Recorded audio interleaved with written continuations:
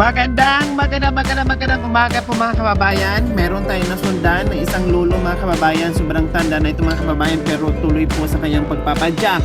Hindi po natin alam mga kababayan kung ano po yung kanyang kinakalakan. So ayan po, pula ko po dito, nasa 80 plus na po si lolo. Grabe, hindi niya iniinda yung sobrang init sa kagustuhan na kumita ng pera. No, tuloy-tuloy yung kanyang pag-iikot. So ayan po mga kababayan, titingnan po natin, no, kung makakausap natin si lolo kung anong pwede nating maibigay sa kanya. Bahala na. Ayan, mukhang sira-sira na rin po yung kanyang padyak.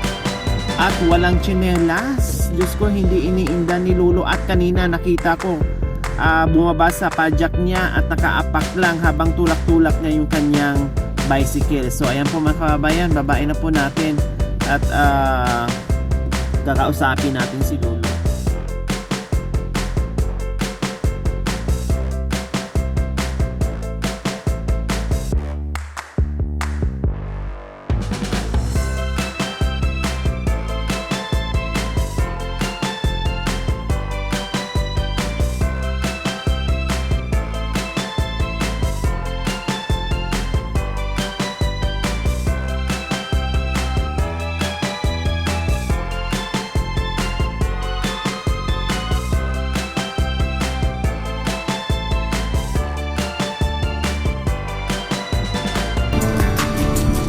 Hi lolo!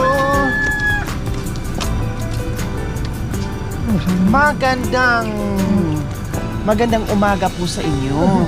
Dito po tayo, tabi po tayo.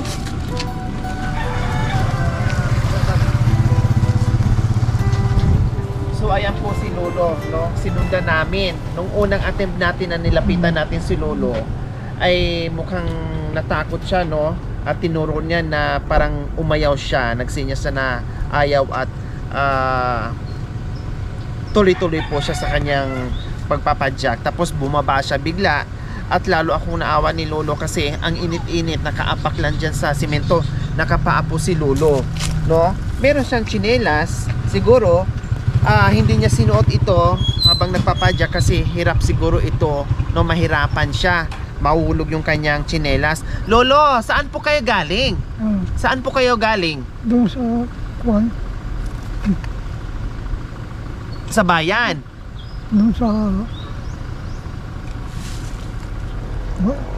sabi nga ngayon, Lingayen?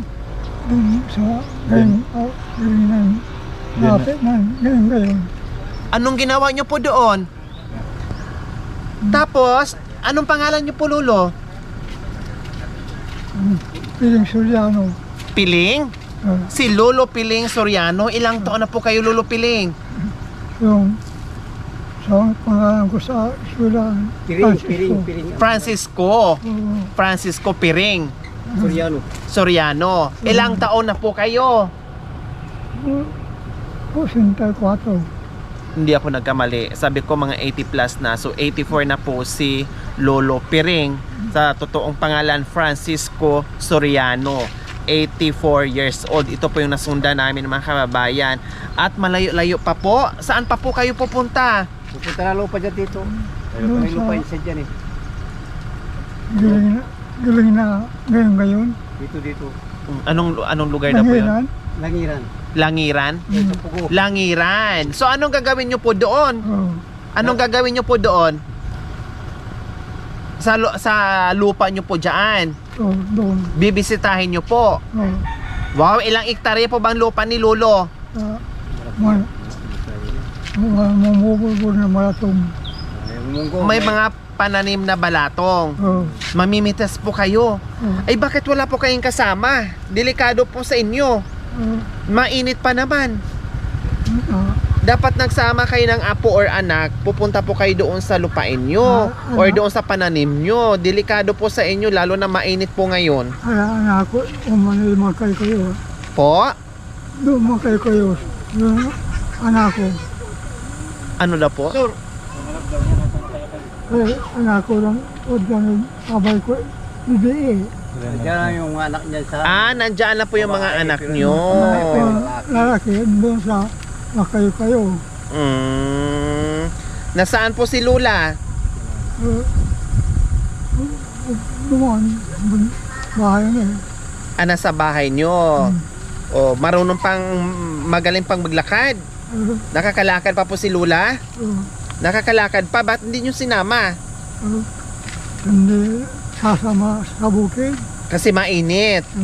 O kayo dapat po, hindi na po kayo pupunta ng bukid.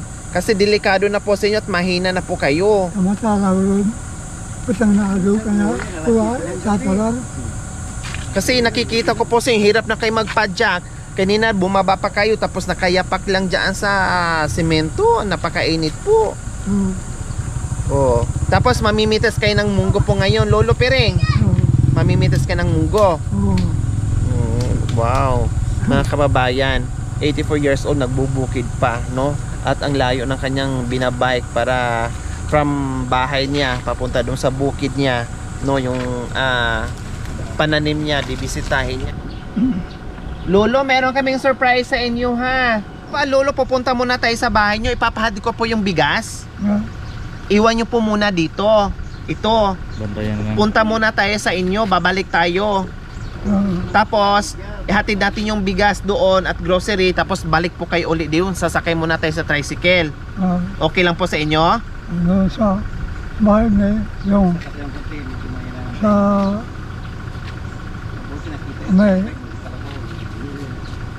may kapot. Soriano. Dani Soriano. Opo, tara, uwi po muna tayo sa inyo. Tara. Sakit po. Pasok, Rohelios! Mga Rohelios, pasok!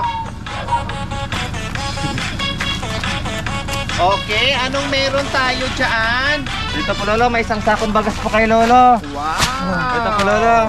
Ito po Lolo, isang tring itlog po at assorted groceries Lolo para sa inyo po. Wow, salamat mga Rohelios. Merong surprise si Lolo.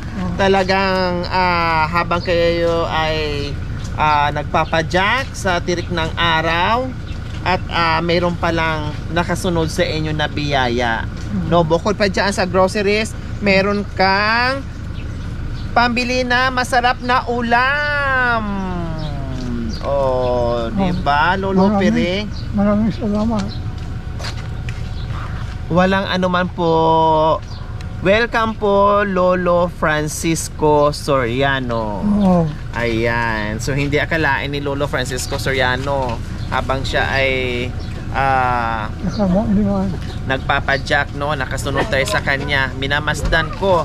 Talagang pinagmamasdan ko si Lolo habang naka pedal, no? At doon ako lalong naaawa dahil bumaba siya na walang tsinelas tapos nakaapak lang dyan.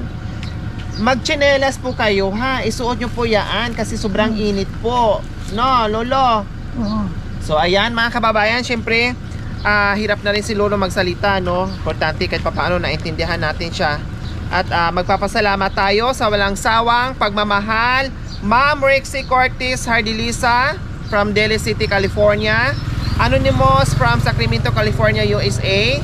At sa ating silent sponsor, and Ma'am Miss Jane from Texas. Maraming salamat po sa inyong ginito ang puso na walang sawang pagbibigay ng pagmamahal sa mga kababayan natin. Nawa ipagpalain tayo ng Panginoong Diyos. Araw-araw nawa ibigyan pa tayo ng kalakasan ng katawan sa araw-araw. Nawa ibigyan pa tayo ng mahabang buhay upang sa ganun marami pa tayong matulungan ng mga kababayan na tinalubos ng nangangailangan. So mga kababayan, huwag niyo pong kalimutan paki-share, subscribe sa aking YouTube channel, Lori Aquino Talita. Maraming salamat po, Gabi sa Sol. Bye po, Lolo Piring. Mag-ingat din po kayo, ha, sa kakapunta nyo sa bukid, ha. Hanggat maaari, wag na po kayo lumabas ng bahay kasi syempre yung isipan nyo, gustong-gusto nyo pang gumawa sa bukid, malakas pa. Pero sa katawan, hindi na po kaya. Talagang mahina na po kayo at delikado sa inyo. Malamang yung mga anak nyo po ay pinagbawalan kayo. Syempre yung ating mga lolo, yung ating mga tatay, no, pinagbawalan minsan sa mga anak na ayaw nang papuntahin sa bukid. Kaya lang yung ating mga tatay, yung ating mga lolo talagang nasanay na sa bukid at hanap-hanapin nila, no, gusto pa rin nilang pumunta doon, dumalaw. At kaya lang delikado minsan kasi katulad ni Lolo walang kasama, baka mamaya hindi natin alam yung disgrasya, no, at matuliso dyan or mahilo dahil sobrang init. Delikado po yun sa kanila. Kaya lang minsan ganyan po talaga ang mga tatay, no, matitigas minsan ang ulo, gusto talaga nilang pupunta sa bukid, minsan lalayas pa, minsan pinapagalitan ng mga anak. Kaya ayan, tayo, bantayan natin yung mga tatay o mga lolo nating minsan matitigas ang ulo kasi delikado na po sa kanila yung umaalis na walang kasama. Okay lolo, dito na po kami, hindi na kami magtatagal. So ang gagawin po namin dito is ipapahatid namin doon sa bahay nila. May tricycle naman, and then babalik na lang po si lolo. Maiiwan muna itong bike niya kasi kung magbabike pa si lolo matagal kami makarating doon sa kanila kasi medyo malayo sa ibang barangay pa po. So ayan mga kababayan, maraming salamat po at meron na naman tayong lolo na pasay 84 years old sa umagang ito. O tara po. Ah, Koy. ano yan?